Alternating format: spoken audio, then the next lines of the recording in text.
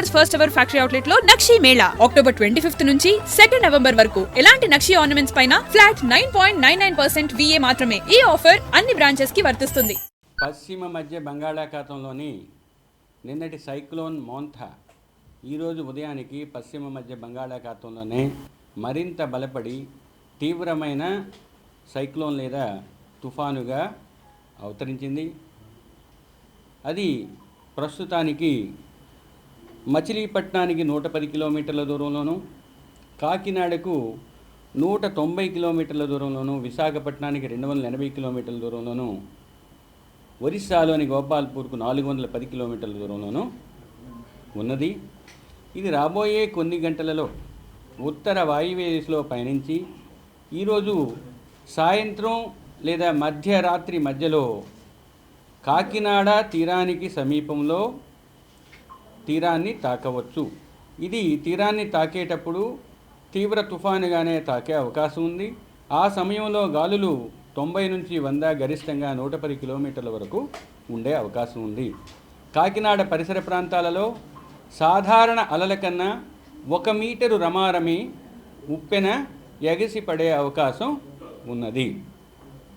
ఇక ఈ ప్రాంతాల చుట్టుప్రక్కల కొంత తటీయ వర్షం యొక్క ఎద్దడి ఉండే అవకాశం ఉన్నది. అంటే నీరు నిలిచే అవకాశం లేదా సముద్రపు నీరు లోపలికి ప్రవేశించే అవకాశం కూడా ఉన్నది.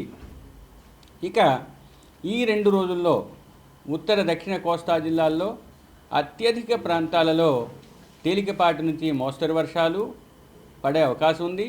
3వ రోజున ఉత్తర కోస్తాలో పలు ప్రాంతాలలో, దక్షిణ కోస్తాలో కొన్ని ప్రాంతాలలో తేలికపాటి నుంచి మోస్తరు వర్షాలు పడే అవకాశం ఉంది. అతి ముఖ్యంగా ఈరోజు గమనించాల్సిన విషయం, శ్రీకాకుళం నుంచి తిరుపతి వరకు ఉన్న కోస్తా జిల్లాలన్నింటిలో, అంటే పశ్చిమ తూర్పు కోస్తా జిల్లాలన్నింటిలో కూడా భారీ నుంచి అతి భారీ, కొన్ని చోట్ల అత్యంత భారీ 1-2 చోట్ల పడే అవకాశం ఉంది. ఇక నంద్యాల, వైఎస్ఆర్ కడప మరియు అన్నమయ్య జిల్లాల్లోని 1-2 చోట్ల భారీ నుంచి అతి భారీ వర్షం పడే అవకాశం ఉంది. అందుచేత అత్యంత భారీ ఉన్న చోట్ల రెడ్ వార్నింగు, భారీ నుంచి అతి భారీ ఉన్న చోట్ల ఆరెంజ్ వార్నింగు ఇవ్వటం జరిగింది. ఇక పశ్చిమ రాయలసీమ జిల్లాలైన కర్నూలు, అనంతపూర్, శ్రీ సత్యసాయితో పాటు చిత్తూరు జిల్లాలోని 1-2 చోట్ల భారీ వర్షానికి ఆస్కారం ఉండే అవకాశం ఉన్నందువల్ల ఆ జిల్లాలకు ఎల్లో వార్నింగ్ ఇవ్వటం జరిగింది. ఇక 2వ రోజు కూడా కోస్తా జిల్లాల్లో కొన్ని చోట్ల భారీ నుంచి అతి భారీ, కొన్ని చోట్ల అత్యంత భారీ పడే అవకాశం ఉంది కాబట్టి ఆ జిల్లాలకు కూడా ఇవ్వటం జరిగింది. ఇక ఫ్లాష్ ఫ్లడ్స్ లేదా తత్కాల వరద, అంటే కొంచెం తక్కువ సమయంలో వరద సంభవించే ప్రదేశాలు కోస్తా ప్రాంతాల్లో ఉన్నాయి. అందువల్ల ఆకస్మిక వరద ఉండే ప్రదేశాలని మీకు గ్రాఫికల్ రూపంలో సూచిస్తాను.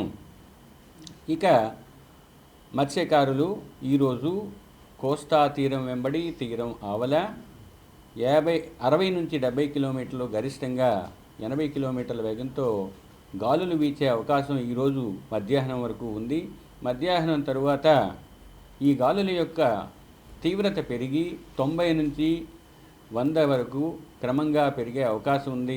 గరిష్టంగా 110 కిలోమీటర్ల వరకు చేరే అవకాశం ఉంది.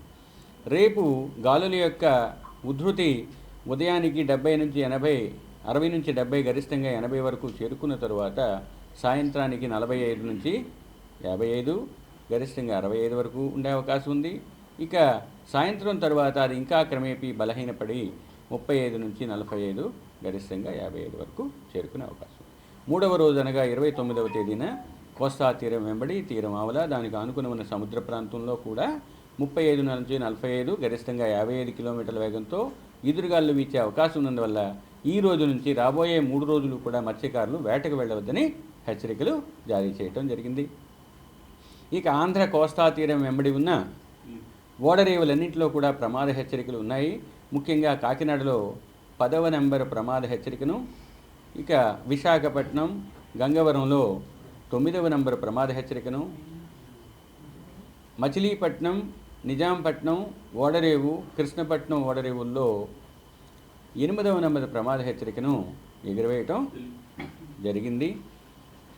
కాబట్టి ఆయా వర్గాలకు సంబంధించినంత వరకు సమాచారాన్ని విస్తృతంగా కూలంకషంగా చర్చించి ఆయా వర్గాలకు తెలియజేయటం జరిగింది. విపత్తు నిర్వహణ యాజమాన్య సంస్థ, జిల్లా యంత్రాంగాలు, రాష్ట్ర ప్రభుత్వం తమ కృషిని చేస్తున్నాయి. ప్రజలు కూడా సహకారాన్ని అందించి ఈ విపత్తు నుంచి తమను తాము రక్షించుకోవాల్సిందిగా కోరడమైంది. నేను చెప్పుకున్నట్లుగా పూరిళ్ళు లాంటి వల్నరబుల్ స్ట్రక్చర్స్ ఏమైనా ఉంటే డ్యామేజ్ అయ్యే అవకాశం ఉంది. ఇక లోతట్టు ప్రాంతాలలో నీరు చేరే అవకాశం ఉంది. ట్రాఫిక్ నియంత్రణ చేయాల్సిన అవసరం ఉంది. కమ్యూనికేషన్ పవర్ లైన్స్ కూడా ఎఫెక్ట్ అయ్యే అవకాశం ఉంది. కొండ చర్యలు కొన్ని చోట్ల పడే అవకాశం ఉంది. మడ్ స్లైడ్ అంటే బురద లాంటి మట్టి పెళ్ళలు, చిన్న లూజ్ స్ట్రక్చర్స్ ఏమైనా ఉన్నట్టయితే అవి కూడా భూస్ఖలనం జరిగే అవకాశం కనిపిస్తున్నది. కాబట్టి లూజ్ స్ట్రక్చర్స్ దగ్గర, ఇటువంటి మట్టి పెళ్ళలు పడే చోట్ల ప్రజలు వెళ్లకుండా దూరంగా ఉండాల్సిందిగా కోరుకోవడం జరిగింది. ఇక ఉరుములు మెరుపులు ఉన్న చోట్ల చెట్ల కిందకి కానీ, అసురక్షిత భవనాల దగ్గరకు కానీ వెళ్లకుండా సురక్షిత ప్రాంతాలకు వెళ్ళవలసిందిగా చెప్పడం జరిగింది. ఫిషింగ్ ఆపరేషన్స్ అన్నీ కూడా టోటల్గా కొన్ని రోజుల నుంచి సస్పెండ్ చేస్తాం. ఇంకా 3 రోజులు ఆ పరిస్థితి కొనసాగుతుంది. కాబట్టి ఏ వర్గానికి సంబంధించిన వారు సామాన్య ప్రజలు కూడా ఈ విశిష్టమైన హెచ్చరికలని దృష్టిలో ఉంచుకొని తమను తాము రక్షించుకుంటూ ముందుకు సాగాల్సిందిగా కోరటం.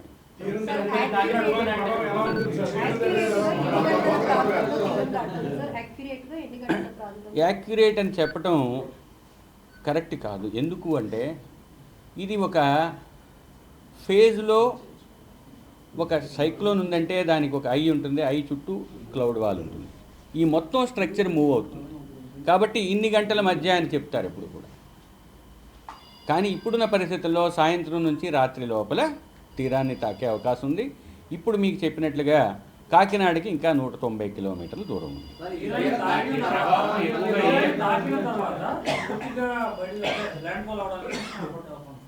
తీరాన్ని తాకటం మొదలుపెట్టిన తర్వాత సాధారణంగా 1 గంట, గంటన్నర సేపు మొత్తం ప్రాసెస్ కంప్లీట్ అయ్యే అవకాశం ఉంటుంది. ఏదైనా కూడా మీకు లేటెస్ట్ సమాచారాన్ని మన మీడియా గ్రూప్లో, తర్వాత ఈ సిడబ్ల్యూసి ప్రెస్ గ్రూప్లో ఉంచడం జరుగుతుంది. ఏవైనా అవకాశం ఉంటే సమాచారాన్ని తెలుసుకోండి. మీకు నిరంతరం బులెటిన్స్ వస్తూనే ఉంటాయి. వాతావరణంలో ఈ మార్పులు ఏంటి సార్? ఒకసారి సడన్ గా ఎండ వస్తుంది, వర్షం పడుతుంది, అసలు కారణాలు ఏంటి? ఇంతవరకు ఉన్నవి పెరిఫరల్ అవుటర్ బ్యాండ్స్ వల్ల వచ్చాయి. సిస్టము అలా కాన్సన్ట్రేట్ అయ్యే కొద్దీ అది కుచించుకుపోతుంది, లోపలికి వెళ్ళి. నిన్నటి వరకు ఉన్నదంతా కూడా పెరిఫరల్ బ్యాండ్సే. దానివల్ల విశాఖపట్నంలో 21 సెంటీమీటర్ల వర్షపాతం గరిష్టంగా నమోదైంది. అనంతపురం ఏరియాలో మా అబ్జర్వేటరీస్లో 19 సెంటీమీటర్స్ వర్షపాతం నమోదైంది. ఒకటి మీకు ఇందాక చెప్పుకున్నట్టుగా కాకినాడ పరిసర ప్రాంతాల్లో, అంటే కాకినాడకు అటువైపు ఇటువైపు ఉన్న రమారమి 2 జిల్లాల్లో ఎక్కువ అవకాశం ఉంటుంది. మిగతా జిల్లాల్లో కూడా వర్షం ఎక్కువగా ఉంటుంది. విండ్ ఇందాక కూడా మీకు చెప్పినట్టు విండ్ని 3 క్వాడ్రంట్స్, 3 సర్కిల్స్గా విభజించినట్టయితే ఒక ప్రాంతం 90 నుంచి 110 కిలోమీటర్ల వరకు వేగం ఉండే ప్రాంతాన్ని చూపించాం. ఇంకా మిగతా ప్రాంతం 60 నుంచి 90. ఇంకొకరి సర్కిల్ ఉంది, అదేమో 50 to 60. కాబట్టి ఈ 3 సర్కిల్స్లో ఉన్న ఏరియాని బట్టి వాటి యొక్క డ్యామేజ్ ఉంటుంది. ఇన్నర్ సర్కిల్లో ఎక్కువ విండ్ స్ట్రెంగ్త్ ఉంటుంది కాబట్టి ఆ ఏరియాలో ఎక్కువ డ్యామేజ్ ఉంటుంది. అంటే ఏంటి, కాకినాడ పరిసర ప్రాంతాలలో ఇంచుమించు ఒక 50 నుంచి 100 కిలోమీటర్లు ఆన్ ఐదర్ సైడ్ ఎక్కువ డ్యామేజ్ ఉండే అవకాశం ఉన్నది. ఎక్కువ డ్యామేజ్ ఏంటంటే విండ్ స్ట్రెంగ్త్ ఎక్కువ, రెయిన్ఫాల్ ఎక్కువ ఇంటెన్సిటీతో పడుతుంది. క్లౌడ్ వాల్ ఉన్న రీజియన్లో ఎక్కువ వర్షాలు పడతాయి. అలాగే ఇందాకే చెప్పాను కానీ మీకు 10వ నెంబర్ ప్రమాద హెచ్చరిక కాకినాడ. ఉప్పెన అన్నది ఒక వాటర్ టవర్ లాంటిది. మామూలుగా సముద్రంలో అలలు కూడా ఉంటాయి. ఆ అలలు కూడా వాటికి వేవ్స్ క్రెస్ట్ ఇవి ఉంటాయి, ట్రఫ్స్ను. అది కాకుండా సముద్రానికి దగ్గరగా వచ్చేటప్పుడు ఒక స్తంభంలాగా నీరు 1 మీటర్ ఎత్తు వరకు ఎక్యుములేట్ అయ్యి అది కోస్తా తీరాన్ని ప్రభావితం చేస్తుంది. ముఖ్యంగా ఆ నీరు లోతట్టు ప్రాంతాల్లో చేరి ఉప్పు నీరు కూడా చేరే అవకాశం ఉంటుంది. దాన్ని కోస్టల్ ఇనండేషన్ అంటారు.